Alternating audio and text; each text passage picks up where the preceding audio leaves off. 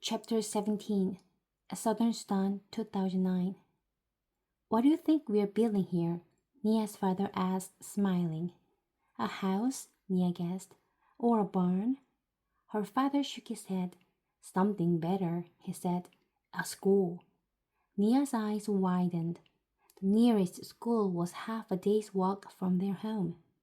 Nia knew this because Deb had wanted to go there, but it was too far.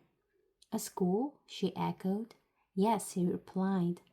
With the well here, no one will have to go to the pond anymore. So all the children will be able to go to school.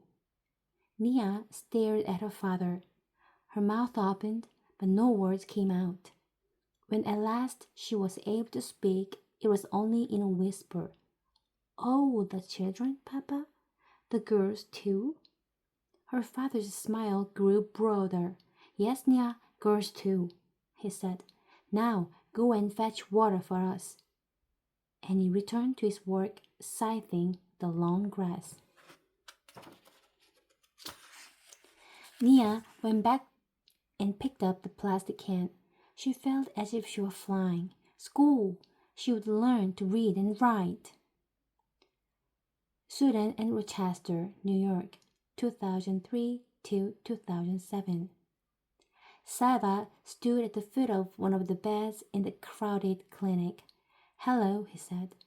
Hello, the patient replied politely. I have come to visit you, Sava said. To visit me?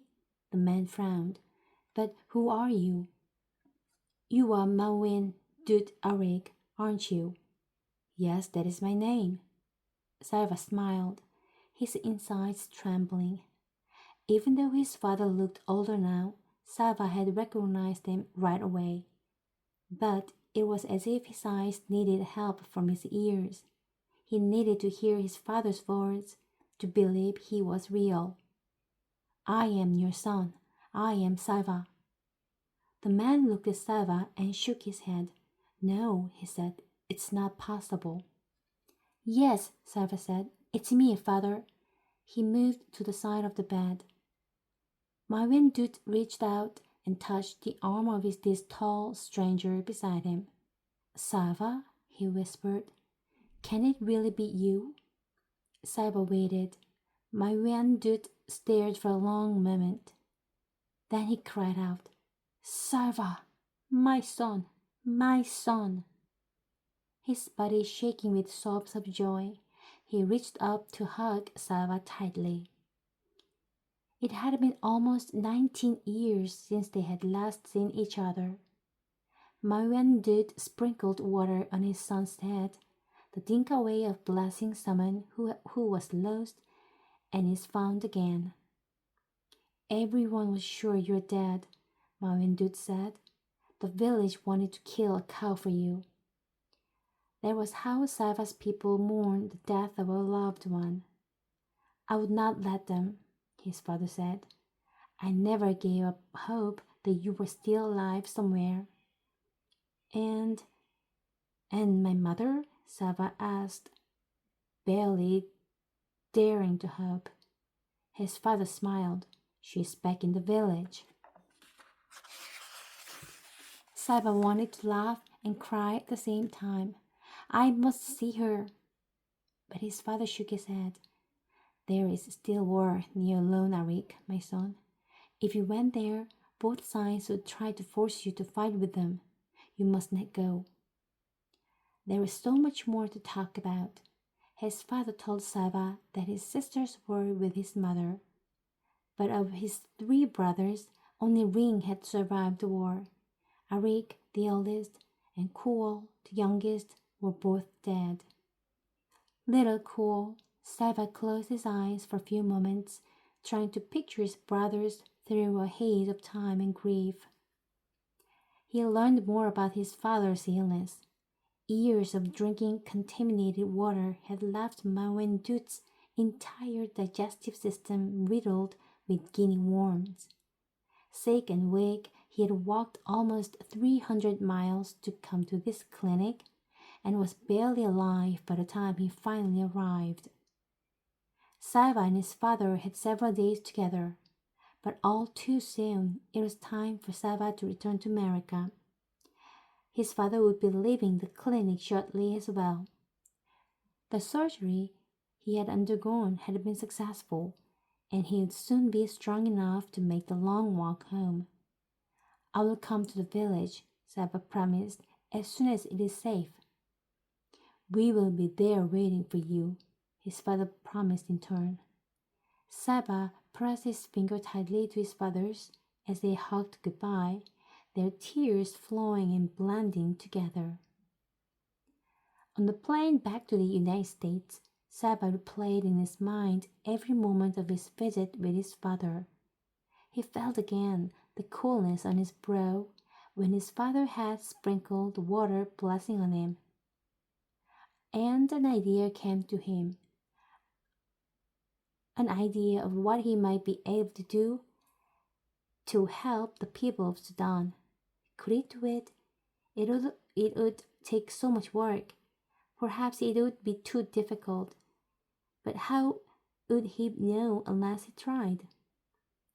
Back in Rochester, Saba began working on his idea. There it seemed a million problems to be solved.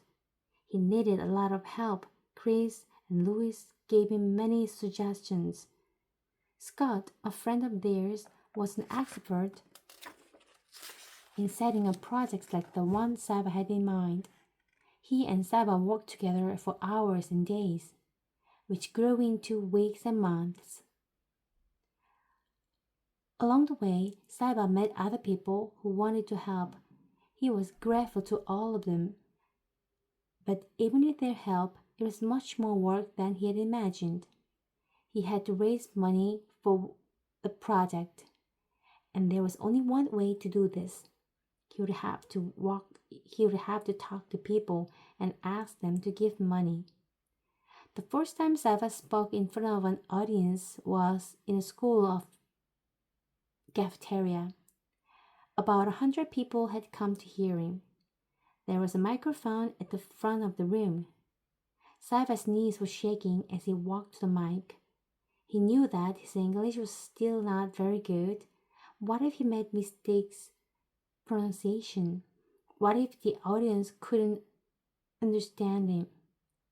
But he had to do it. If he didn't talk about the project, no one would learn about it.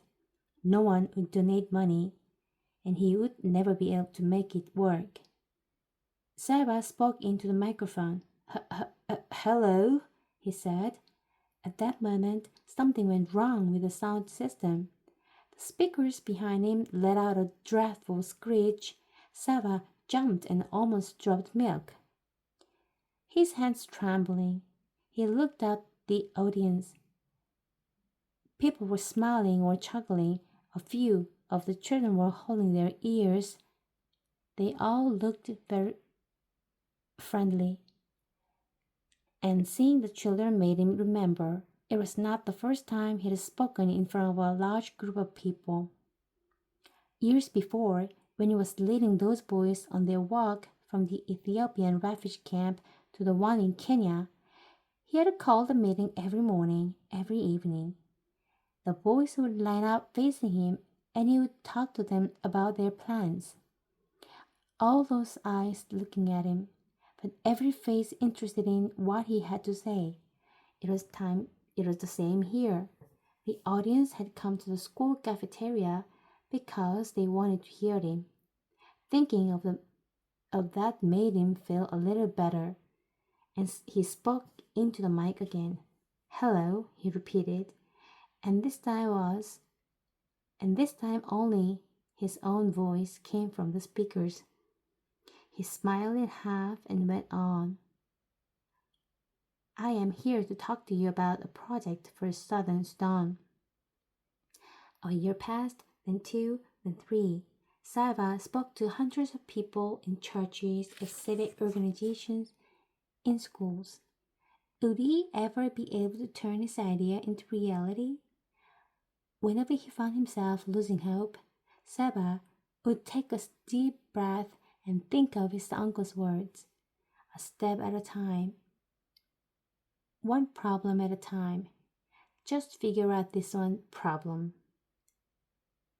Day by day, solving one problem at a time, Sava moved toward its goal.